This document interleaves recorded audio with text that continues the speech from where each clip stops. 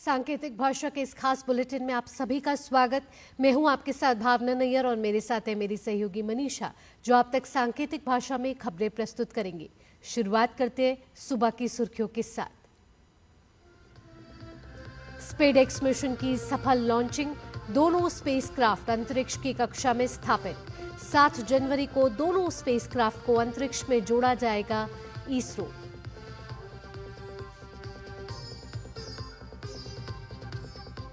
प्रयागराज में होने वाले महाकुंभ के लिए तैयारियां जोरों पर। मुख्यमंत्री योगी आदित्यनाथ आज फिर तैयारियों का लेंगे जायजा। दक्षिणी दिल्ली से पुलिस ने 12 बांग्लादेशी घुसपैठियों को लिया हिरासत में। सभी को भेजा गया डिटेंशन कैंप।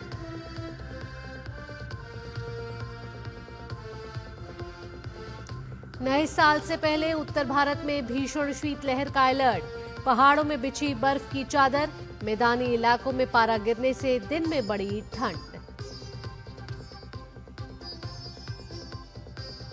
इथियोपिया में ट्रक के नदी में गिरने से 71 लोगों की मौत।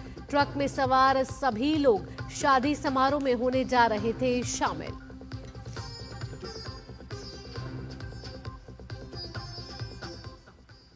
अब खबरें विस्तार से। भारतीय अंतरिक्ष अनुसंधान संगठन यानी कि इसरो ने कल स्पेसएक्स मिशन को सफलतापूर्वक लॉन्च किया, जिसका लक्ष्य अंतरिक्ष में डॉकिंग तकनीक में महारत हासिल करना है। स्पेस डॉकिंग एक्सपेरिमेंट यानी कि स्पेसएक्स मिशन के तहत 2 उपग्रहों को कल श्रीहरिकोटा से PSLV C-60 रॉकेट के जरिए प्रक्षेपित किया गया। रॉकेट ने दोनों उपग्रहों को कुछ दूरी पर एक ही कक्षा में सफलतापूर्वक स्थापित किया।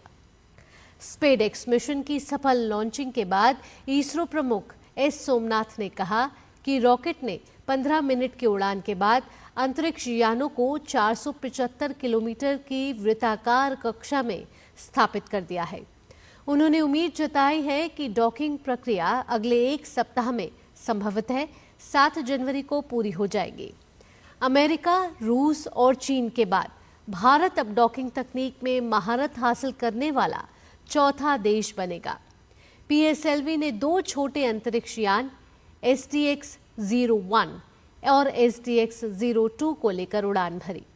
प्रत्येक का वजन लगभग 220 किलोग्राम था।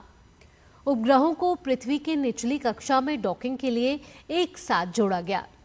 इसरो करीब 4 दिन में दोनों उपग्रहों के बीच पर्याप्त दूरी बनाने के बाद भारतीय डॉकिंग सिस्टम के सॉफ्टवेयर को सक्रिय करेगा। इसमें 4 डॉकिंग सेंसर, पावर ट्रांसफर प्रौद्योगिकी, स्वदेशी नवीन स्वतः डॉकिंग रणनीति और साथ ही उपग्रहों के बीच स्वतः संचार के लिए एक अंतर उपग्रह संचार लिंक शामिल है। इसमें एक अंतर्निहित इंटेलिजेंस भी शामिल है, जिससे दोनों उपग्रहों को एक दूसरे की स्थिति का पता वो लगा सकते हैं। यह भारत की आगामी अंतरिक्ष अभियानों के लिए भी महत्वपूर्ण है, जिसमें चंद्रमा मिशन, भारतीय अंतरिक्ष स्टेशन की स्थापना और पृथ्वी से GNSS के समर्थन के बिना चंद्रयान 4 जैसे चंद्र मिशन शामिल हैं। इसरो के अनुसार डॉकिंग के बाद दोनों उपग्रहों के बीच बिजली का हस्तांतरण भी होगा, जो समग्र अंतरिक्ष यान नियंत्रण और अनडॉकिंग के बाद पेलोड संचालन जैसे अंतरिक्ष रोबोटिक्स एप्लीकेशन के लिए आवश्यक है।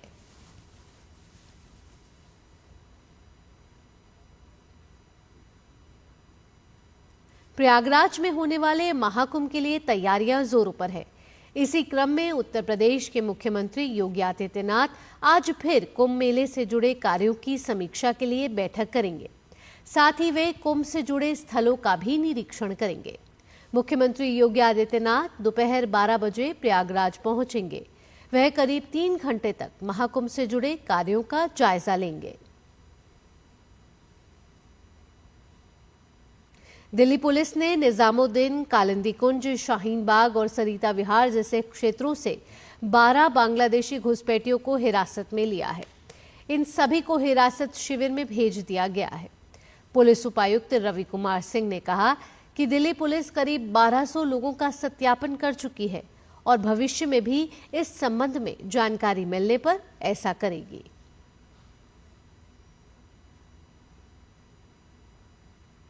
नए साल से पहले उत्तर भारत में शीतलहर का अलर्ट जारी किया गया है। पहाड़ों में बिछी बर्फ की चादर से मैदानी इलाकों में भी पारा गिरा है।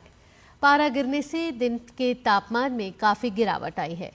मौसम विभाग ने जम्मू कश्मीर, हिमाचल प्रदेश, लद्दाख, गिलगित बाल्टिस्तान और मुजफ्फराबाद में आज ठंड बढ़ने और शीतलहर का अनुमान व्यक्त किया है। पश्चिमी उत्तर प्रदेश, हरियाणा और चंडीगढ़ में भी आज शीतलहर चलने की संभावना है। हिमाचल प्रदेश में बर्फ से ढके इलाकों में सड़क मार्ग को साफ करने का कार्य तेजी से किया जा रहा है।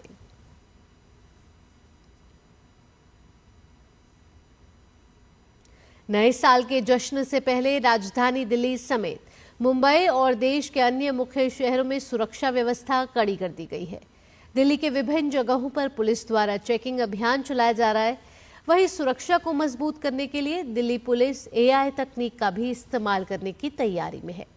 ऐसा इसलिए ताकि नए साल पर मनाए जाने वाले जश्न में किसी तरह का खलल या फिर अप्रिय घटना ना हो। आज रात से नए साल का जश्न शुरू हो जाएगा और इस बीच हुड़दंगियों पर नजर रखने के लिए पुलिस भी मुस्तैद है। उपद्रवियों पर नकेल कसने के लिए चप्पे चप्पे पर सुरक्षा की पुख्ता व्यवस्था रहेगी। राजधानी दिल्ली में नए साल की पूर्व संध्या पर मेट्रो में भीड़भाड़ नियंत्रित करने के लिए दिल्ली मेट्रो रेल कॉरपोरेशन ने राजीव चौक मेट्रो स्टेशन को रात 9 बजे के बाद से प्रवेश करने की अनुमति नहीं दी जाएगी। यात्रियों को रात 9 बजे के बाद दिल्ली के राजीव चौक मेट्रो स्टेशन से बाहर निकलने की अनुमति नहीं दी जाएगी। हालांकि 31 दिसंबर को राजीव चौक मेट्रो स्टेशन से आखिरी ट्रेन रवाना होने तक यात्रियों को प्रवेश की अनुमति होगी।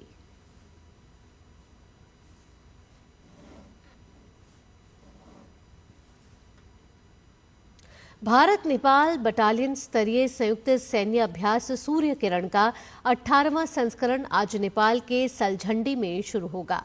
यह अभ्यास आज से 13 जनवरी 2025 तक नेपाल के सलझंडी में आयोजित किया जाएगा। भारतीय सेना की 11वीं गोरखा राइफल्स की एक बटालियन के 334 कर्मियों वाली टुकड़ी इस अभ्यास में भारत का प्रतिनिधित्व करेगी। सूर्य किरण अभ्यास का उद्देश्य जंगल में युद्ध, पहाड़ों में आतंकवाद विरोधी अभियानों और संयुक्त राष्ट्र चार्टर के अंतर्गत मानवीय सहायता और आपदा राहत में अंतर संचालन क्षमता को बढ़ाना है।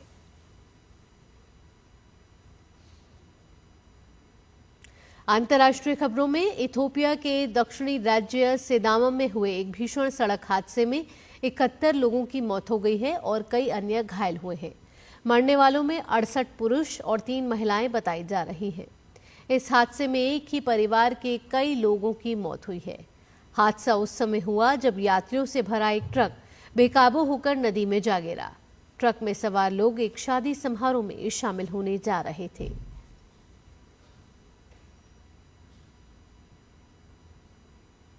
अमेरिका ने यूक्रेन को 5.9 अरब डॉलर की सैन्य और बजट सहायता का ऐलान किया है। जो बाइडेन ने यूक्रेन को 2.5 अरब डॉलर की अतिरिक्त सैन्य सहायता देने की बात कही है, वहीं वित्त सचिव ने 3.4 अरब डॉलर की मदद की घोषणा की है। अगले महीने डोनाल्ड ट्रंप अमेरिका के राष्ट्रपति का पदभार ग्रहण करने वाले हैं। ऐसे में बाइडेन प्रशासन चाहता है कि यूक्रेन को रूस के खिलाफ युद्ध में ज्यादा से ज्यादा मदद दी जा सके।